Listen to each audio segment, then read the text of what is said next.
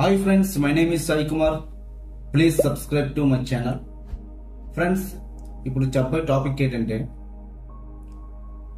మన చుట్టూ ఉన్న పదార్థాల గురించి చెప్పబోతున్నాను. ఇది రైల్వే గ్రూప్ లో ఒక ముఖ్యమైన అంశంగా నేను తెలియజేస్తున్నాను. అయితే ఈ టాపిక్ లో మేజర్ గా మనకు అర్థం చేసుకోవాల్సింది ఏమిటంటే పదార్థాలు, ప్రకృతిలో దొరికే పదార్థాలు రెండు రకాలు. ఒకటి శుద్ధ పదార్థాలు, రెండు మిశ్రమ పదార్థాలు. శుద్ధ పదార్థాలు మళ్ళీ రెండు రకాలుగా వర్గీకరించారు. ఒకటి సంయోగ పదార్థాలు, ఇంకొకటి మూలకాలు. ఇవన్నీ ఏంటంటే శుద్ధ పదార్థాల కిందకి వస్తాయి. మిశ్రమ పదార్థాలు రెండు వర్గాలుగా వర్గీకరించారు. ఒకటి సజాతి మిశ్రమం, రెండు విజాతి మిశ్రమం.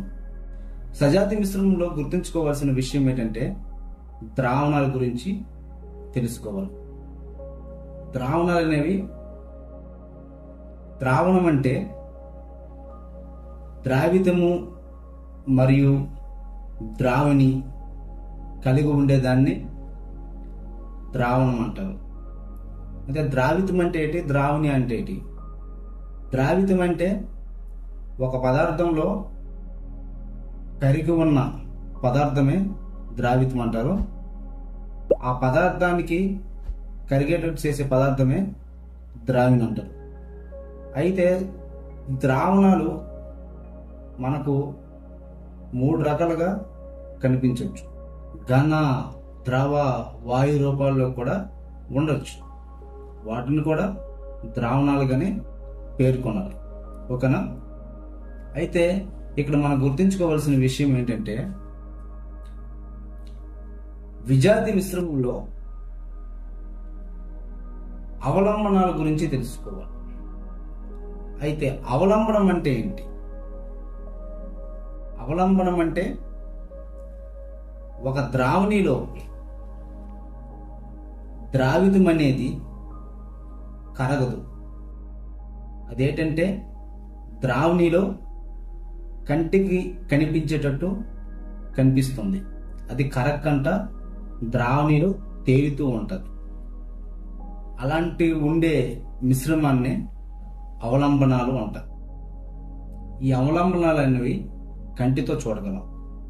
అయితే ఈ అవలంబనాల్లో కాంతి ప్రసరించేటప్పుడు కాంతి అనేది స్కాటరింగ్ అవుతుంది. కారణం ఏంటంటే ఈ అవలంబనాల్లో ఉండే ద్రావిత కణాలు అనేవి ఆ కాంతి, ఆ ప్రసరించే కాంతిని స్కాటరింగ్ చేసేటట్టు చేస్తుంది. సో ఇక్కడ అవలంబనాల గురించి మీకు ఉదాహరణగా కొన్ని విషయాలు చెప్తాను. వాటర్, మట్టి తీసుకోండి. వాటర్ మట్టిని కలపండి. సో ఆ మట్టి అనేది వాటర్లో సంపూర్ణంగా కరగదు. కరగని పదార్థాలు ఆ వాటర్లో కదులుతూ ఉంటుంది. సో అలా కదులుతూ ఉండే ద్రావిత కణాలు మన కంటికి కనిపిస్తాయి. వీటినే అవలంబనాలు అంటారు. సో అవలంబనాలు మాదిరిగానే కొలైడ్స్ కణాలు ఉంటాయి.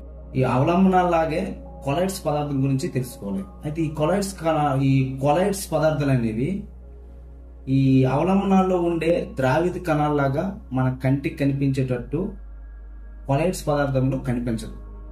కారణం ఏంటంటే ద్రావణిలో ఉండే కణాల సైజు కంటే ద్రావిత కణాల సైజు చాలా చిన్నవిగా ఉంటాయి.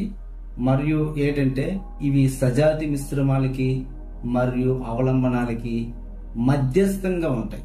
అంటే అటు సజాతి మిశ్రమాలు అనలేము, ఇటు కంప్లీట్ గా అవలంబనాలు పదార్థాలుగా అనలేము. అయితే ఇది ఏంటంటే మధ్యస్థంగా ఉంటుంది. అలాంటి ఉండే పదార్థాలని కొలైడ్స్ అంటారు. ఓకేనా? సో సజాతి పదార్థాల్లో అవలంబనాలు, కొలైడ్స్ ఉంటాయి.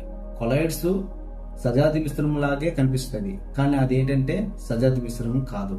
ఉదాహరణకు పాలల్లో వాటర్ పోసేటప్పుడు పాలు వాటర్ కలిసిపోయేటట్టు ఉంటాయి. బట్ ఏంటంటే పాలు వాటర్ అనేది ఎప్పుడు కలవవు. అవి ఏంటంటే మధ్యస్థంగా కలుస్తూ ఉంటాయి, మధ్యస్థంగా ఉంటాయి. అందులో కాంతి ప్రసరించేటప్పుడు ఆ కాంతి అనేది స్కాటరింగ్ అవుతుంది. కారణం ఏంటంటే పాల కణాలు అనేవి కాంతిని స్కాటరింగ్ చేస్తాయి. ఓకేనా? దానికి ఉదాహరణగా పాలు అనేది ఒక కొలైడ్ గా మనం భావించవచ్చు. అయితే ఎమల్షన్ అనేది ఏంటి? ఎమల్షన్ అనేది అది కూడా ఒక రకమైన విజాతి మిశ్రమమే. అది ఎలా అంటే రెండు వేరు ద్రవాలు తీసుకునేటప్పుడు ఆ ద్రవాలు అనేవి కదలకుండా స్థిరంగా ఉండేటప్పుడు పొర అనేది ఒక మధ్యస్థ పొర అనేది ఏర్పడుతుంది. కదలకుండా రెండు వేరు చేసే ఒక మధ్యస్థ పొర అనేది ఏర్పడుతుంది. సో ఇలా మధ్యస్థ పొర అనేది ఏర్పడే దాన్నే ఎమల్షన్ అంటారు. ఇది ఏంటంటే మనము బేసిక్ గా తెలుసుకోవాల్సిన విషయాలు అన్నమాట. సో శుద్ధ పదార్థాలు అనేవి సంయోగ పదార్థాలు మరియు మూలకాలు, ఇవి రెండు వర్గీకరించారు. సో మిశ్రమ పదార్థంలో రెండు పదార్థాలు కలిసినా కూడా ఒక కొత్త పదార్థం తయారవుతూ వాటి ధర్మాల్లో మార్పు రాదు. కానీ సంయోగ పదార్థాల్లో మాత్రము వేరు మూలకాలు కలిసినట్టయితే కొత్త పదార్థం ఏర్పడి వాటి యొక్క ధర్మాలు కూడా మారుతూ ఉంటది. కొలైడ్స్ లో ఒక ప్రభావం, కాంతితో ఒక ప్రభావం ఏర్పడుతుంది. ఆ ప్రభావమే టిండల్ ప్రభావం అంటారు. ఇవేంటంటే మనకు తెలుసుకోవాల్సిన ఒక బేసిక్ రైల్వే ఎగ్జామ్ లో ఒక లాజిక్ వైజ్ గా ఇచ్చే ఛాన్స్ ఉంటాయి. అప్పుడు మనం ఏంటంటే ఆ క్వశ్చన్స్ అనేది మనం కొద్దిగా అర్థం చేసుకుని పెట్టాలి. ఓకేనా ఫ్రెండ్స్? సో ఈ వీడియో మీకు నచ్చినట్టయితే please support me. Thank you.